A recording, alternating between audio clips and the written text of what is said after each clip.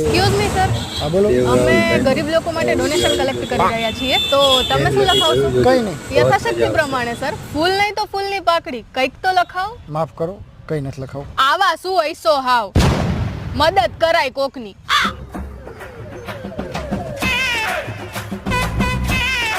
કેટલાક છો આવા? બોલ તારું નામ. દેવ રાવલ. Mobile number. ચા છે મોબાઈલ જ નથી. મોબાઈલ નંબર ક્યાંથી આપું? એડ્રેસ બોલ, તારું એડ્રેસ બોલ. બસ સ્ટેશન, રેલવે સ્ટેશન, ગીધાભાઈ ચાની કીટલી, સતીશભાઈ ઘંટી.